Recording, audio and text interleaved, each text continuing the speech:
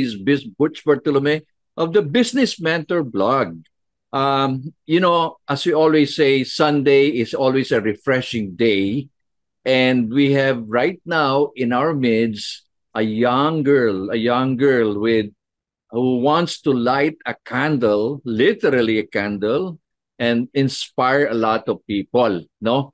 So ang kanyang pangalan ng ang kanyang sinisimulan ay kakayanin. Kakayanin is actually we can do it, no? So Kakayanin PH. So let's hear it from Cristel Rojano of Kakayanin PH. Good morning, Cristel. Thank you for joining us this morning.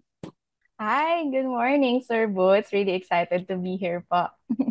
Yeah. So tell us, Cristel, before you started this Kakayanin, tell us Mhm. something about who is Cristel. Yeah, so Crystal was literally a daughter, a follower of Christ. Also, I was a licensed professional teacher. So I had some classroom teaching experience. So I was an educator. That was really my heart to help the education landscape that we have here in the Philippines in terms of really teaching the students. But for a while, then I also taught abroad. I wanted to learn about the education system of a first world country naman. So parang I wanted to see that, how their curriculum works, their facilities, etc.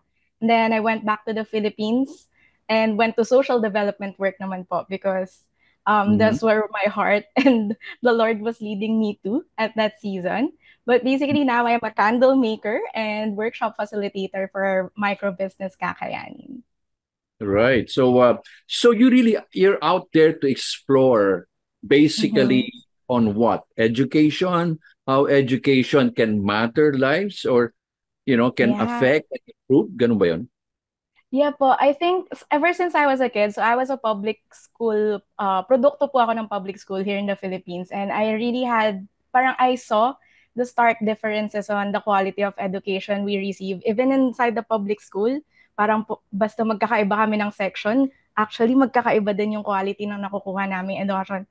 So parang when I was growing up, I really wanted to like do something about that, or at least, try to make some positive changes around that landscape. And yeah, even now that we are doing it in the like now I'm doing it as a business, no. Syempre mas naging micro na lang yung aming pagtulong or pag-ambag sa edukasyon. But still my hope really is for Filipinos to have the quality education we deserve. Mm. So yung exposure mo sa, other countries, what Mm. countries were you exposed, Christel? It was just one naman pa. I taught in Japan. But I was really happy. I was assigned to a public school, both junior high school and elementary schools. So I really Oh, saw so the you, you stark you taught difference. you taught also in Japan. Now tell us your Yes. experience naman. How do you compare, the one in Mhm. Japan, your experience, you taught in public. Ano ang naging Mhm. experience mo doon, Christel? Sobrang dami pong learnings, and to be honest, in some form or way, heartbreak. Kasi parang sabi ko, ay, kaya pala ng gobyernong sumuporta ng ganito sa edukasyon. There was one story po na hindi ko talaga makalimutan on my first few weeks when I was teaching in Japan. Tinanong ako ng coworkers ko, what kind of, materials do you need for teaching? Like the cardboards, the markers, the pens, etc. Ganyan. So I listed down everything and they ordered it for me. Ganun pala doon, no? I-order po pala, tapos ihahatid mismo sa desk namin in the faculty room. And there was another note, in my teaching experience here in the Philippines, wala po akong faculty room, wala po ako sariling desk. Doon meron. So parang ibang-iba talaga. And then anyway, when the items got to me, I went to my teacher supervisor. I had my wallet with me and some money in it. Sabi ko, how much do I owe for the materials that I ordered? And she was like, no, why are you paying? We have a budget for this every year. The English department would have a specific budget. You just tell us what you need and everything's going to be provided. And that was such a culture shock for me, who was a public school teacher here in the Philippines, who had to shell out for everything I needed and every day of my teaching years here in the Philippines. So, ayun, isang maliit na kwento lang po on how it was really different for me to see what kind of support they get in the public schools that they have there. So how many students were there to a class? Wow, the ratio, the maximum for at least for the school that I had, the maximum was just 34 students. So, 34. yeah, and in the Philippines, just to give you an idea po, nung nagtuturo naman ako, my students were between 53 to up to 60 kids per classroom. 53. So, medyo super dami naman yun, no? Almost Yes, no?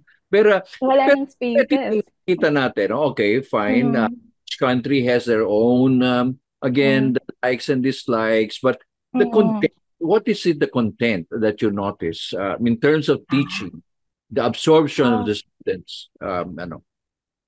Definitely because like even the physical facilities po have an effect on how the students would, you know, parang learn really from that environment. So just for that, no, for example, for their physical education, I've realized na they literally have everything. They have a swimming pool, they have the big gymnasiums. And this was required as building codes na lahat ng school, tigi-tiga sila. May swimming pool, may gymnasium, may soccer field, may track and field, etc. So like even the hobbies or like the inclinations of kids, oh, I want to try kendo, I want to try table tennis, I want to try flower arrangement, etc., are also being catered to within school programs. So in that sense, there's a more holistic development for the kids, as I've seen. Even their libraries and laboratories and workshops, like woodwork workshops, are literally nagagamit. Sorry, Mm. in my experience po, nung estudyante ako nung way back in 2000s, meron kaming library sa public school here in the Philippines, pero bawal humawak ng libro. lahat ng shelf ng libro namin may ano po, may takip ganyan. So parang hindi kami makapag borrow ng books from our own library. So even that I Wow. got to enjoy. Whenever I make lessons for my students in Japan, I get to use all the facilities that there Uh, is. So we really get to maximize their learning potentials. so para bang you were at both ends of the world, Mm. di ba? You're Yes, both of literally. the ruler, for example, di ba? So para bang what were you feeling at that moment? You are a Mm. Filipino, and Mm. here you are. You have an experience in teaching in public school here. You are a product of the Mm. public school, and at the same time you were exposed there. How long did you teach in Japan? I only taught for 2 years po. I was still offered to extend, pero it was my mental health that was taking a toll at the time. Winters are hard, especially when you're far from family, no? So that was one of the reasons why I had to go back. But yeah, for at least for your question on my feelings at the time, I literally, to be honest, cried at some point whenever I realized na, grabe, kaya sana yung ganito, no? If we just have like more support and just more focus on policies and not just policies, but like how it trickles down to the classroom and even in like structures of schools or like even land use, yung mga ganyan. Um, Mm. and even the support, for example, for special needs students and foreign students. That's another thing that I was able to get a first-hand experience. But we had some foreign students, like for example, their parents migrated to Japan, so they don't speak the language on a very high level yet. So they have special classes to teach them the sciences and the maths and even English. They're good because they're foreigners, ka. But like the sciences and the math, because they don't know yung malalalim na words in Japanese yet. They have Mm. specific lesson plans for them. So they're pulled out of their classrooms para mas matutunan nila yung concepts because they're not yet used to like the Japanese terms for very deep concepts. So yun lang, like how much Oh, they cater to the they needs really of they really every focus on the student. development, di ba? Yes, yes What about po. the culture? How Hmm. how was the country teaching, transplanting, as you say, Mm-hmm. culture values to the students? Mm-hmm. I think it may vary. So of course I've only lived in it was actually a rural prefecture in Japan. It was the least populated prefecture in Japan where I taught po. So very konti talaga yung mga tao. So in that sense, because it's not very modernized and very in the city, medyo mas communal pa lahat. So everyone's involved. So, for example, you see outside, pag pumapasok po ako sa school, I just ride my bike.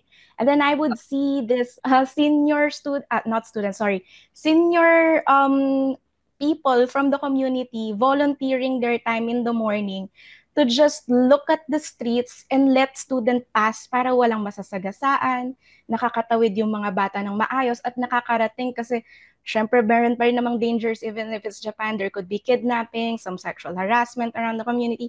And yung minsan nga po, the dangers would be literal bears coming from the mountains dahil winter, tapos bababa sa mga streets because walang makain sa ano. So, may mga ganun po na even the communities, the senior ones, retired people, are helping also into trying to keep the school community safe. And yun, that also adds to, for me, to the holistic development of kids. They see how these people are involved in their everyday learning too.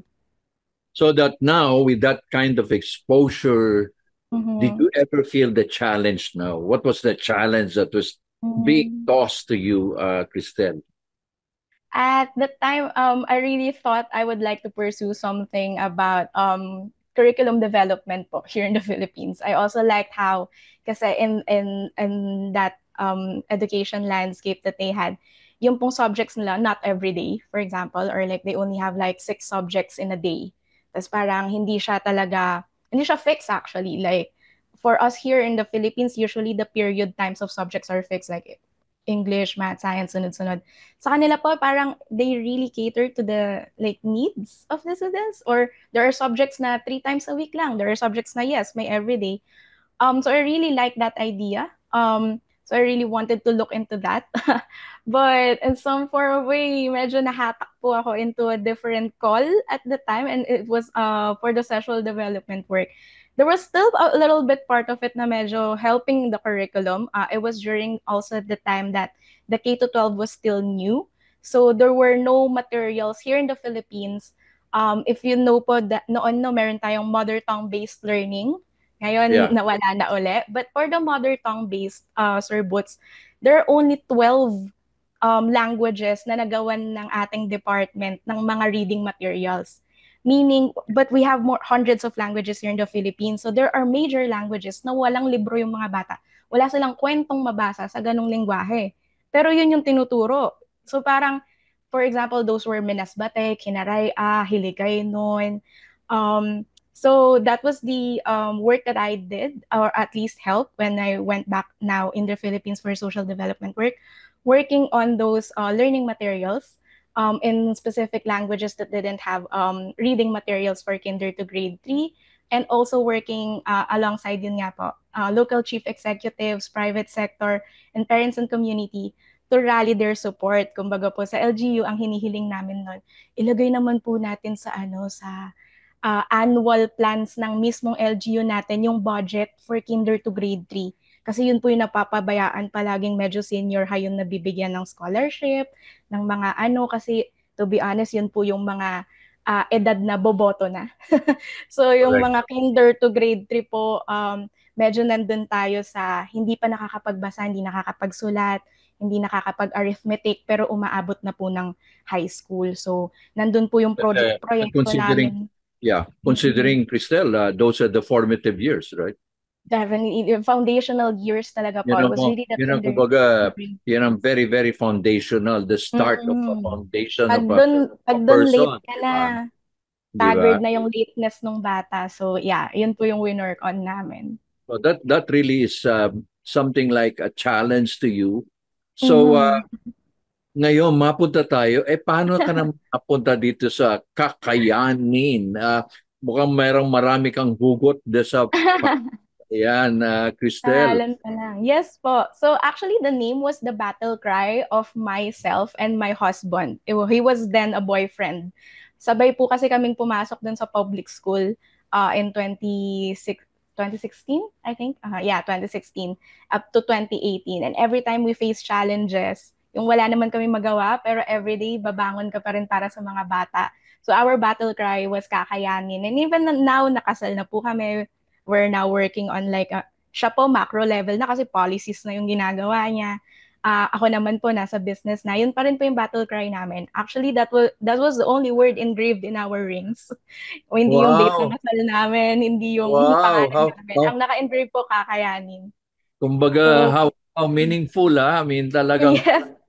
true to word, true to heart, di ba? Para bang Yeah. Kumbaga, hindi lang to pang negosyo, pang Mm, pamilya, pang yes legacy, po. right? It was really not a business name at all. It was just our battle cry for everyday personal and professional challenges, to be honest. Yeah, because I think that's something that your generation really is now Mm. imbibed. Mm-hmm. This is something that you now see the Mm-hmm. micro and the macro approach of what's going Mm-hmm. on, but you have Mm-hmm. focus actually on education because that really Mm-hmm. matters, di ba? Yes. Madali na yung iba-iba di ba? Pero kung Mm. basic education ay very weak ang Lacking. foundation, Mm-hmm. hindi kakayanin, di ba? Yes, Correct? it's really true. For me, I've said this in other interviews before. For me, education really is the key to see other societal changes or dreams that we have.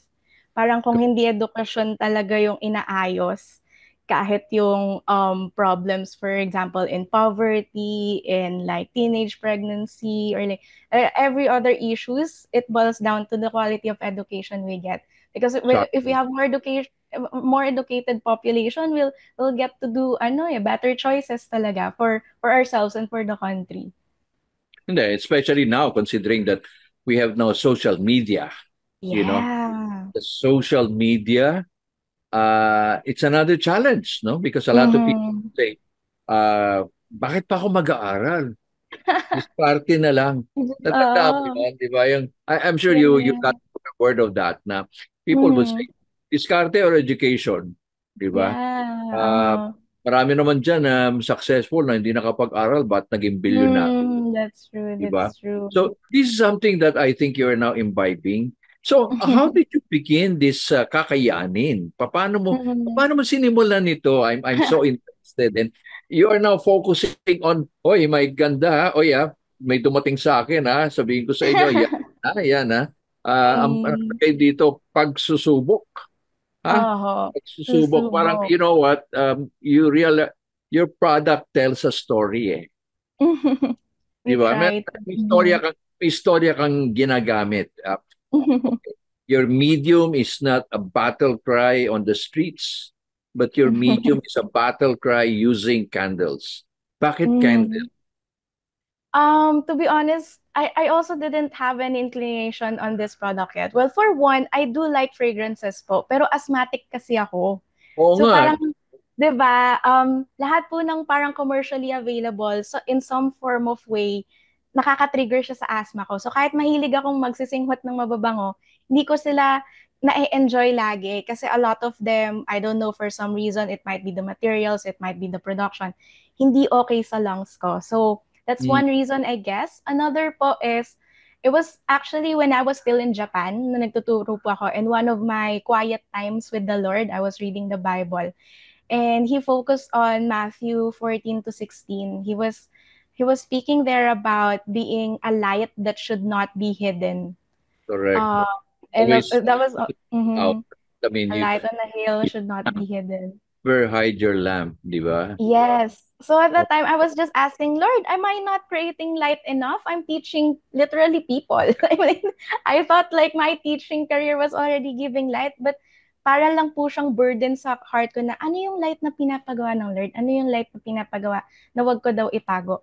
And then that was the point po, because it was pre-pandemic na at that time.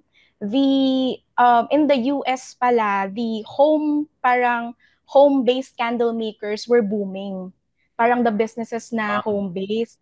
So basta napunta na lang po ako in YouTube and Facebook groups actually on candle makers na home-based. And I learned a lot because I was really curious about it. But I was still in Japan. I didn't want to buy materials there yet. Medyo mahal. But also sabi ko, I'm not gonna stay in Japan long, so I don't want to buy materials or tools here. That. So sabi ko, Lord, feeling ko hindi naman ito. Hindi naman siguro literal na ilaw ang pinapagawa mo sa akin. Baka iba to. But the Lord didn't allow me to be at peace, to be honest. Umuwi na po ako dito, nag-social development work ako, tapos sabi ko, ito na yung liwanag natin, Lord. Tapos parang hindi pa rin. Tapos bumabalik lang po talaga lagi yung idea ng pagkakandila. Tapos ang back and forth ko nga po nun sa Lord. Lord, nag-education degree pa ako. Pinaglaban ko pa sa parents ko to. Ayaw po kasi nila ako mag-teacher noon kasi nga hikain ako. Mapapagod daw po ako at Oo. ikamamatay ko daw. So sabi ko, pinaglaban ko pa to, Lord. Ang tagal ko sa college because I had to shift from pharmacy. I was a pre-med po. But I really wanted to Oh, be a you're teacher. supposed to take supposed to Yes. take become a Opo. na? Ano Oh, po yun nag 3 years na po ako sa pharma. Pag-graduate wow. na po ako, pero hindi talaga kaya ng puso ko. Sabi ko sa parents ko, pang ano po ako, pang turo ako, ma, pa. So, another 3 years po sa education. So, sabi ko, Lord, pinayagan mong mangyari yun. Dapat ngayon parang gusto mo magkandila ako out of nowhere. And it was a Para time that bang contrary to your health, no? Para bang ano, no?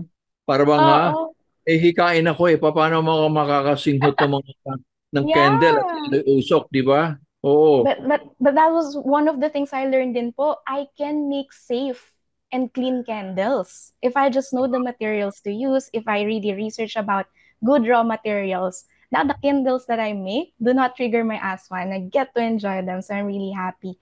But yeah, it just really started with a nudge from the Lord na hindi po ako pinatahimik kahit may full-time job na ako.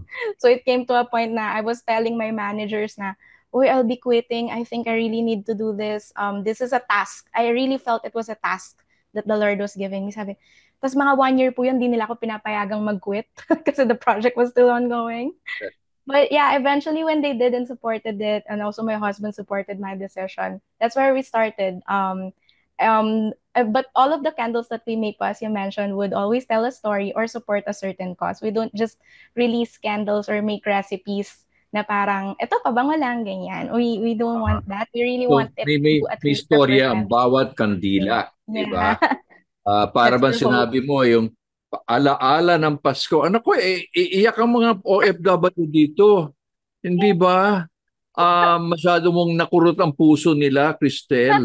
Di ba? Kasi para bang I used to be an OFW, no? And Oh. I know the feeling of Mm-hmm. your family and Mm-hmm. the hardship of people. Mm-hmm. And ito kasi, Agree. Cristel, ala-ala ng Pasko, hindi lang Christmas songs, no? Para yung amoy, di ba? Yung Mm. ganon. So ang dami mo palang ginawang ano no, ang daming ginawang mga pagkakayanin, kakalma, pagsusubok, tataya, di ba? Oo. Parang paano mo ginawa ito, Cristel? Paano ka Ah, nag-arrive nito? oo. For that specific collection, Sir Boots, sorry, hindi ko lang nabigay yung whole collection eh. Kasi na-sold out po tayo recently. But, Wow, oh, so very good. I'm Oy, gonna, teka nga pala, bago tayo makalimutan ninyo, saan ka nga pala pwedeng kontakin at our view probably locally or in international may want to get Mhm. in touch with you. Saan nga? Well, we're very active po on Facebook and Instagram. So we are Kakayanin Space PH on Facebook and on Instagram at Kakayanin_PH and also on TikTok. Kaya lang medyo tita ako, hindi masyadong active sa TikTok. But we're also there po. They could order from us directly. Yeah, so we usually do orders directly po kasi para less on the e-commerce fee, more donation to our causes. Oh, yan. Yeah, maganda. Teka, yan. So that's a commercial break para sa ating mga viewers at Mhm. nakikinig na gusto kong tumulong yan. Okay. So Mm, let's go back to yung sinasabi mo na paano ka mhm, drive nito mga storyang kandila. mhm. Paano Yung ka sa that collection, Sir Boots, ang dati ko pa dapat i-release yan. Meron lang talaga tayong yung parang, alam mo yun, nababanguhan naman na ako, pero iniisip ko, baka the other people might not like it. So I just really released it this year po. But Mhm. basically, that was the story of me quitting my full-time job po. Or like me parang heeding to the Lord's call nga na yun, it's okay, do this business and I'll take care of the rest. So, a lot of, as I mentioned kanina, nagba-back and forth po ako sa Lord eh. Kahit inuutos na niya, parang nagmamatigas pa ako. But he helped me calm down, really get to a state of trusting Him and really taking that step of faith with Him. Kaya po yung unang kandila ay kakalma. It's really a calming, very pure kind of scent po. It's a clean scent na parang it really quiets down the worries that I had, the parang negative thoughts that I had. Kasi our economy back then wasn't good. So sabi ko, ha, talaga ba magbe-business tayo, Lord? Parang, ang mahal-mahal nga ng sibuyas that time. So parang, Oo nga, yung Lord, takot, di ba? Yung takot, oo. Takot sa panahon, takot sa sarili, at takot sa alanganin. Oo. Parang At wala ganon. po talaga akong business background. Talagang sabi ko, Lord, hindi ko nga, ano yung taxes? Ano yung mga financial statement? Ano yung advertising? Wala po talaga. So there's really a lot of things going on in my head, but the Lord helped me calm down. And that's what we are trying to evoke on that first candle, Kakalma. Yung pangalawa po, susubok. Ito na yung panahon na I kind of already took the step of faith. Nag-quit na tayo sa job natin. But nandun pa rin yung kilig. Ito na yung kinikilig na ako na bumibili na ako ng materials, meron ng ligaya and joy talaga na nag-spark sa akin while doing it. Whenever I have failed testings, there are a lot of failed testings in candle making. And when you like get a good recipe, it's like sobrang ano, yung pagsusubok po namin, yung susubok era namin was really the trial and error in terms of making or establishing this small business. And lastly, yung tataya. Ito na po. Pinayagan na ang aking ano, ang aking resignation. Wala na akong HMO, wala na akong 13th month pay, wala na akong regular pay. It was really tinaya ko na po lahat, kumbaga. Ang biro ko nga po sa asawa ko nun, bubuhayin mo naman ako, di ba? Hindi naman tayo magugutom, di ba? But yeah, he Hindi pa. did. And the Lord was so gracious. I didn't expect it, but we received a lot of support. Even some corporate clients, even on our first few months. So parang really when I realized then when you follow the Lord's calling, wala ka naman talagang lugi. So that is that series po, yung Kakalma Susubok Tataya. And I hope to evoke that kasi I know hindi man same ng kwento ko, may ganitong mga pivot sa buhay ang bawat Pilipino, ang bawat tao. Na Mhm. parang they would need to calm down and try and then just go out in faith and follow whatever they are tasked to do. So, nasaan na yung journey, okay? You have already Mm. the pagsusubok, kakalma, pagsusubok, tataya. Nasaan na ngayon? I noticed that you're also doing some training. You're also Mhm. inviting a lot of people, communities. Yeah. Uh-huh. Paano mo nagawa 'yon? So that one naman po, I think really, one of my friends before, in also a business training. So medyo hayok po ako nun sa business training, lahat ng libre sinasalihan ko, kagaya nga po niyang BPI, SEGA, ganyan. So wala akong background. So in one of my very first trainings, I had this friend po, may sarili na siyang pwesto for handicrafts, ganyan. And she was asked by a partner mall na parang they were given like a spot in the mall. And sabi, uy, magpa-workshop naman kayo para may activity within the mall, ganyan. Pero Mm. libre, walang bayad. And naalala po yun itong kaibigan kong to. It's Ross of Manila Cactus, actually. Hi, Ross. If you see this. Okay. She encouraged me na sabi niya, di ba nabanggit mo dun sa business plans that we were doing in the classes that we had na parang, you wanted to teach the candle making because yun nga, you realize, as an asthmatic, it's just finding the right raw materials, ganyan, and how to do candle making safely kasi ang dami pong misconceptions around it, to be honest. It's both an art and science, and it was really exciting to learn, but a lot of people doesn't know about it. So parang I really wanted to get that information out na, guys, ganito yung safe.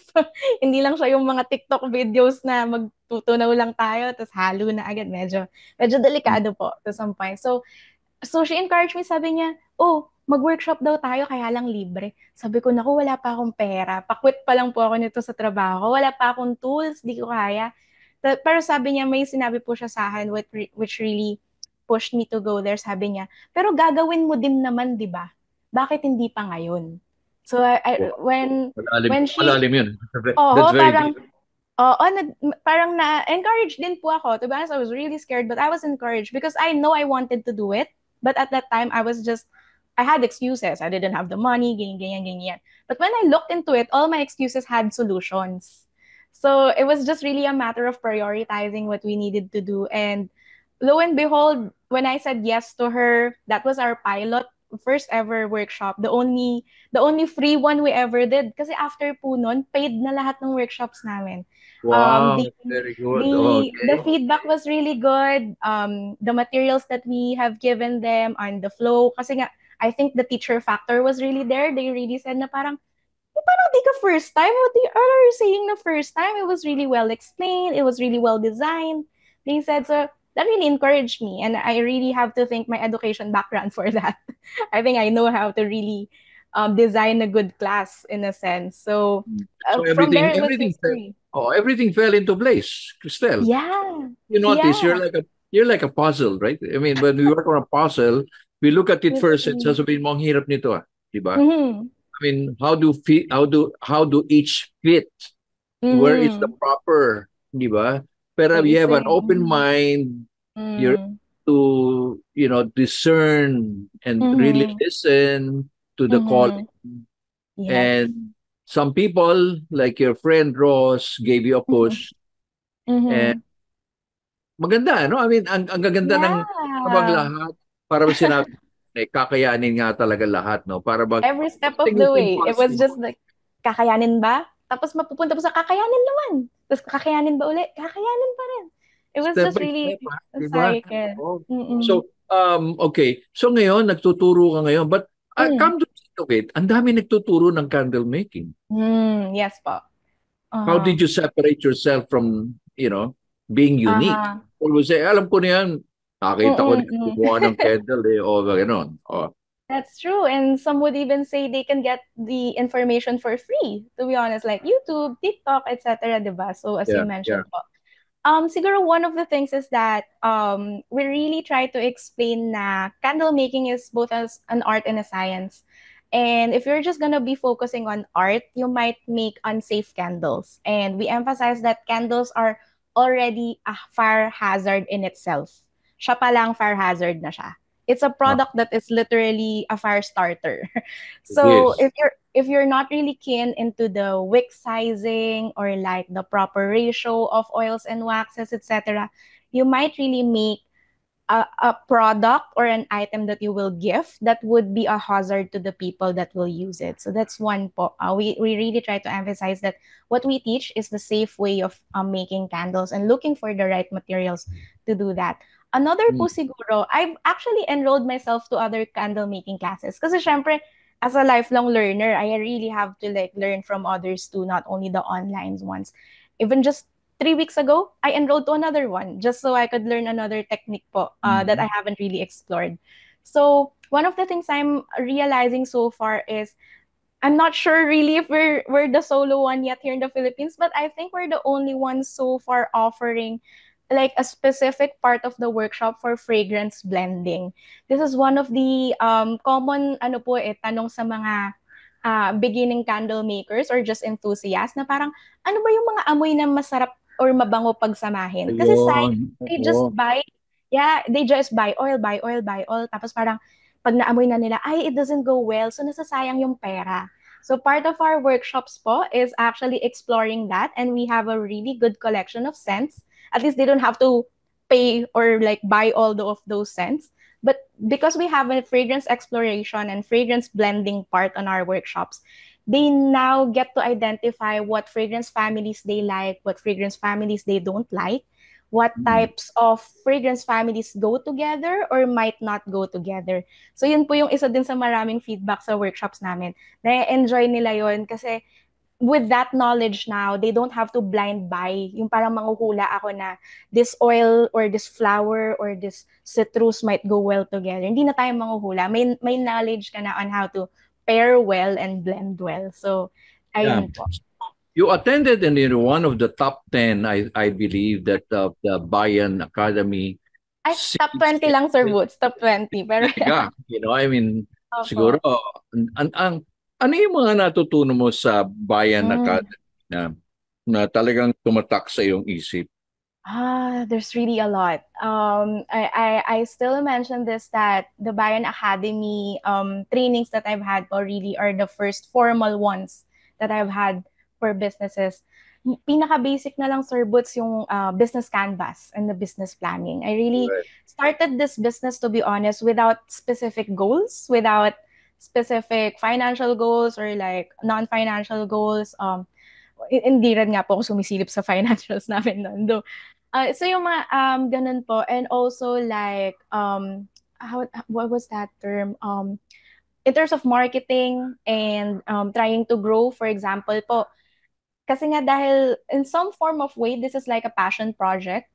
for us na parang this is just out of the desire of the Lord that He wants us to pursue. But I'm realizing na this business could do good. It could also give opportunities to others, like maybe some form of livelihood or support nga. So through Bayan Academy's training, I was more exposed to like how to manage that in a sense na when we get to grow to that point, I get to employ, I get to manage other people or give employment. Now I have that backbone knowledge po of Mm. like how to handle manpower, operations, etc. Even though some standardization, kahit one-woman team pa lang po ako, the standardization of our operations, our inventory, I was able to learn from Bayan Academy and BPI Silsegas din po. Another that I really appreciate is the personal development at the beginning. Their training wasn't just focused on business concepts, right? They were also focused on like developing the entrepreneur first.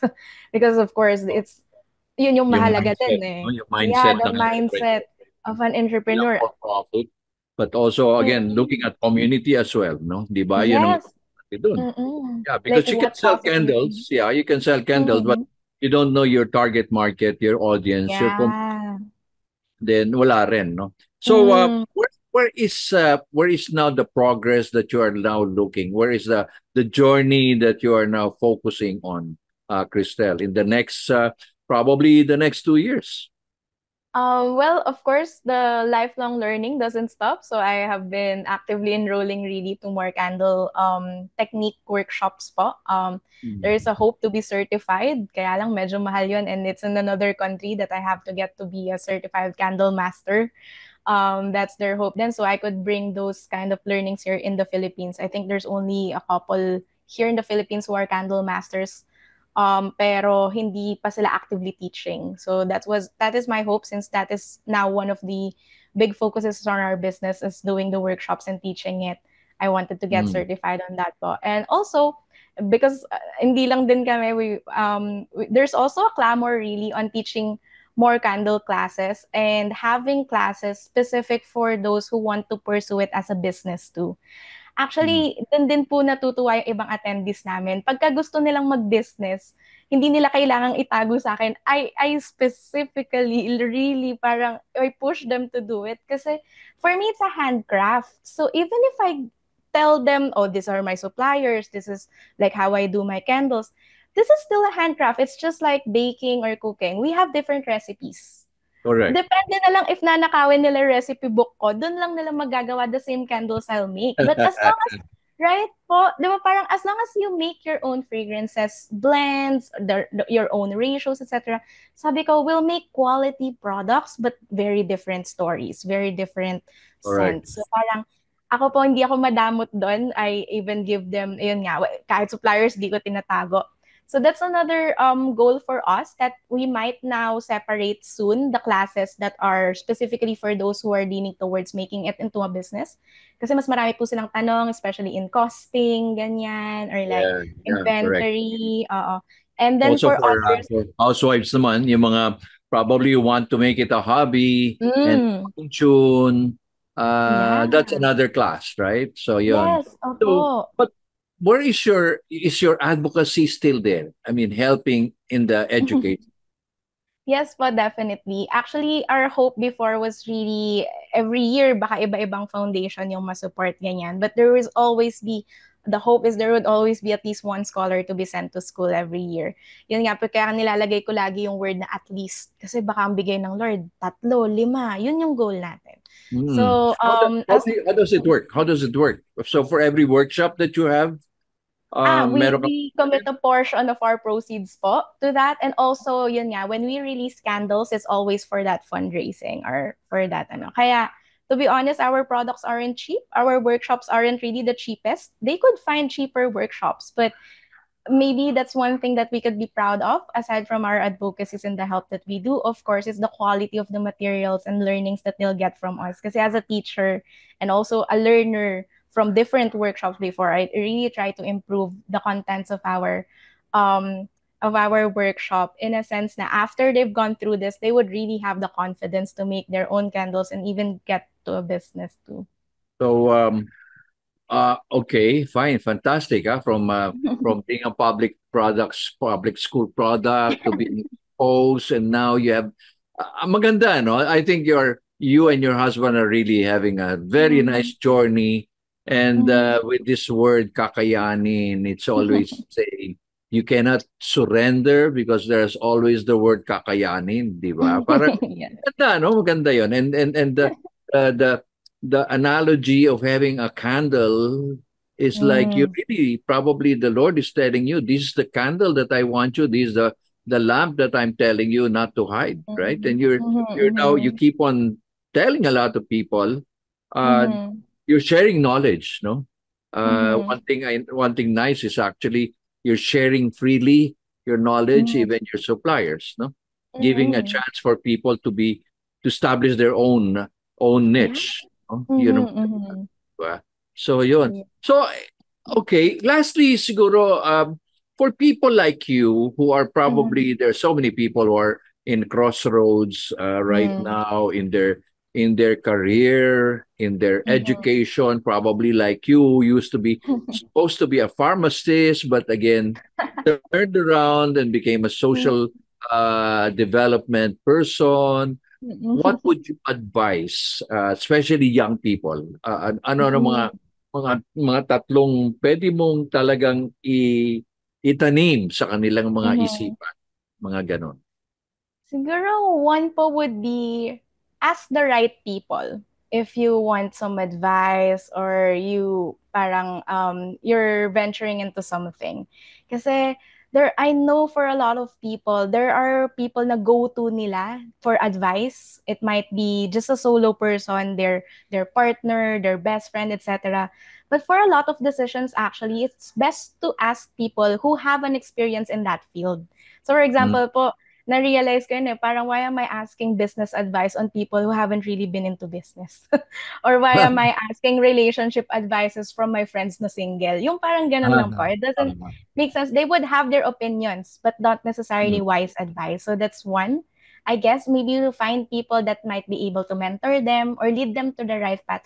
Kahit hindi tamang sagot yung mabigay, but just leading them to like a better starting point is already very helpful. So find the right people to ask your questions to. Maybe that's one po. Second might be, I know this is cliche, pero just do it. It's also one thing that I have to remind myself every day na some people would even say, oh, may business ka na, you're doing good, you're getting good clients. So parang they feel na I'm doing okay and like very gora lang ng gora with decisions. But a lot of things that happen within our brand or within the business are always delayed because I'm afraid to do it. Mm. There might be some launches, yun nga, of the candles or like schedules. Even po yung mga ganitong invitations for interviews, I've declined before because I was thinking I'm not worthy to be asked or to be interviewed or featured. So parang, opo, but I'm realizing every time I actually let myself or trust the Lord then and the gifts that He has given me, it always comes to a point that you will realize, oh, it's not as bad as I imagined it. That's one. Correct. And Correct. it's almost always much way better than you hoped for. So allow Correct. yourself to be surprised in that way. So just do it really. Because Correct. even if you fail, this is because I'm a teacher really. For me, every failure is a learning. So kunwari ito yung goal ko, tapos ito lang yung naabot ko. The space between those two is your learning your learning opportunity. So sabi, wala pa ring lugi, wala pa ring tapon. But again, this is an advice that I have to remind myself every day. Kahit kakayanin yung brand namin. Matatakutin pa rin po ako. And siguro lastly is literally our brand name, Kakayanin. In the fields that I've been into, teaching locally, teaching abroad, the social development work na medyo maraming politics involved, and now doing business kahit walang business background, buhay pa naman po ako. So maybe that's really and Tama. thriving and growing and actually really happy with the journey I've had so far. And I'm really excited for what there is still. So, siguro just really remind yourself na there's nothing really that life can throw at us na hindi kakayanin. Everything is kakayanin.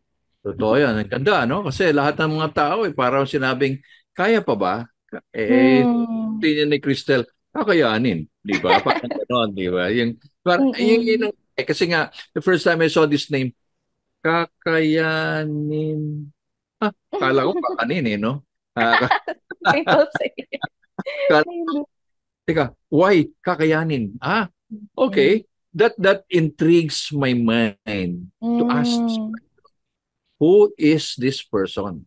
What is all about? Okay? Mhm. So, something very, ang ganda eh, very catchy, no? Even if you Thank probably send your candles abroad and probably, yeah, I'm sure there are a lot of people who buy you you. candles abroad, who have brought your candles, right? Marami na Yes. ba? Land sa iba-ibang countries? Not yet, but a lot of them have been gifting. So whenever they have their families and friends here, or some celebrity have brought before, so they gift it too. So yun po. Wow, ganon. So anyway, Mhm. Christelle, you are such a light along the dark pathways of life.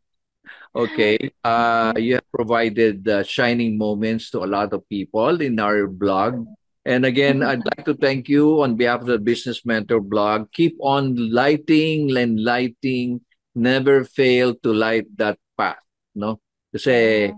sa darkness, kahit sabi nga ng iba, isang candle lang, pag samasamahin mo, Mhm. laliliwanag, hindi ba? So, Yeah. again, yeah, and you're blessed. You're being guided. You're working both you and your husband together towards your journey. So again, thank Mhm. you very much. And again, Thank you mga po. readers, mga viewers, please look at Kakayanin, this young lady here, out to conquer the world because of her advocacy and through light candle making. And hopefully you reach your goal of becoming a master candle maker. Hopefully, Okay. hopefully po. Thank you. Accredited, that will be something, that will be one goal that you want to reach, di ba? Mhm. Yes, So yes. again, thank you very much. Again, Thank this is you Butch so Bartolome. much. I Thank really you. enjoyed this po. Yeah, so very enlightening, sabi nga. That's the hope.